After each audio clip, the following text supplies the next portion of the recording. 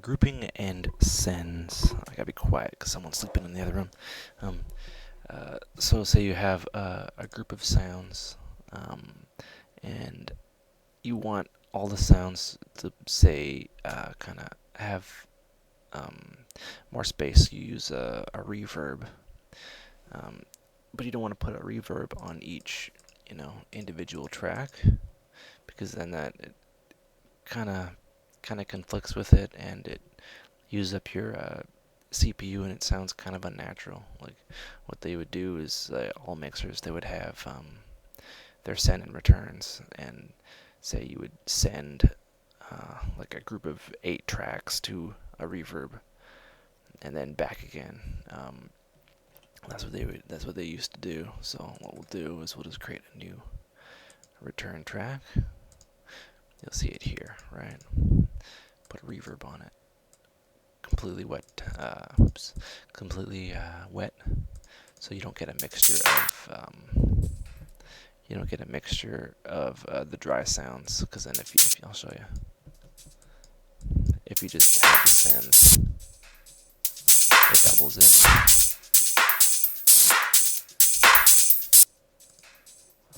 What you want is a full wet, so you just get a solo wet, and that is taking an audio source from these three, going into the send and then to the master. So it's think of the send as another track. Um, Typically, for dance music, what you would do to make the track sound a little bit bigger is you would um, have whatever going into your send with the wet dry all the way up, and then you would put a compressor on it.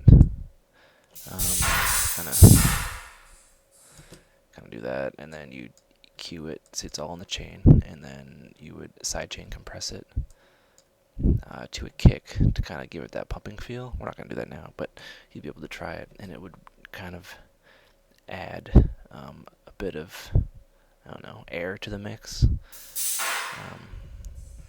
So let's see. I'll just show you what it sounds like all together.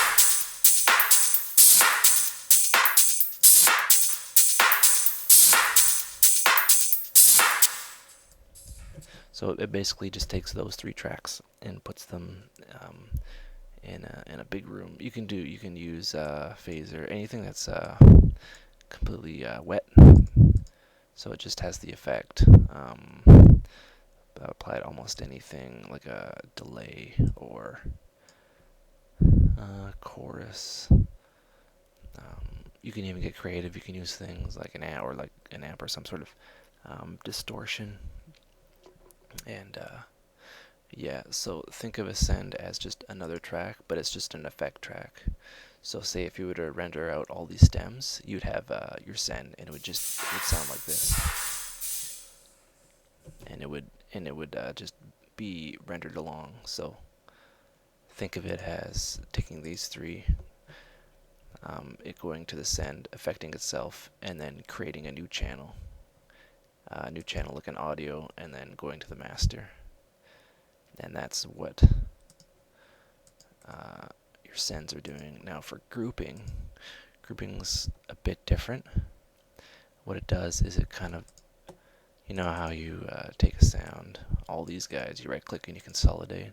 What you can do is you can shift click all these guys, group, and then you have your group track here.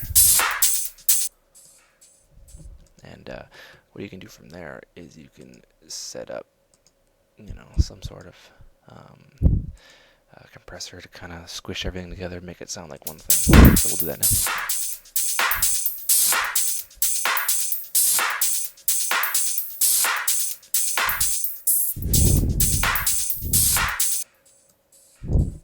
So it's basically taking a bunch of sounds and then turning them into one, and then you can go into them, and you can see you can pan and still have control over all of them, and then you can just group it again. And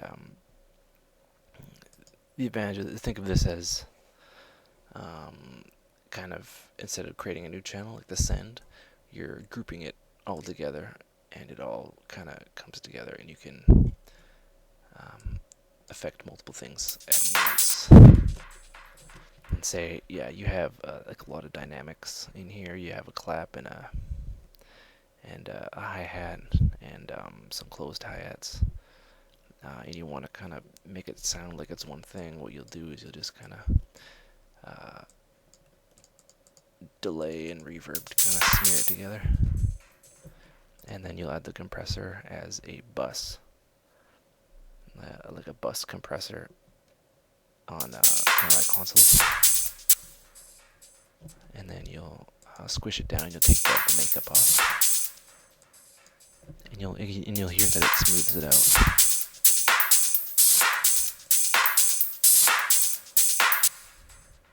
And you can completely just squish it.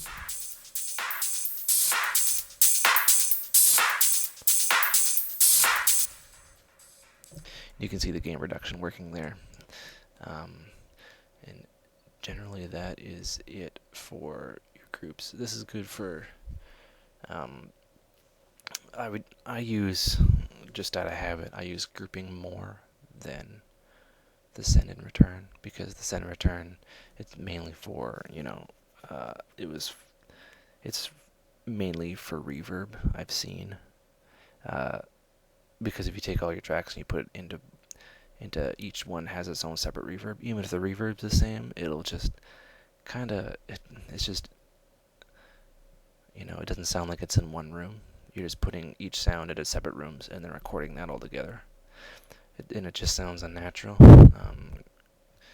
Correct me if I'm wrong, but that's how I've seen it used, and that's how I believe you use it for the most part. And what that does is it just takes, say if you have overheads on a drum set, and you record each mic, and then you want to kind of put the drum set recording as a whole into its own like room or space. You take all of them and put them into a send, into the same reverb plugin or hardware reverb or bus or whatever, and that would do it that way. Or you can just group them all together, and then that way, it's basically the same thing, but people prefer one or the other, basically. You can kind of imagine this as if you had, a bunch of mixers and consoles at your disposal, and you had summing on your side. Another cool thing, you can set up a return. I'll show you. For like certain sounds, like the lead, you'll put in the reverb. You'll freeze it, right? And then what you'll do is you'll just turn the volume up.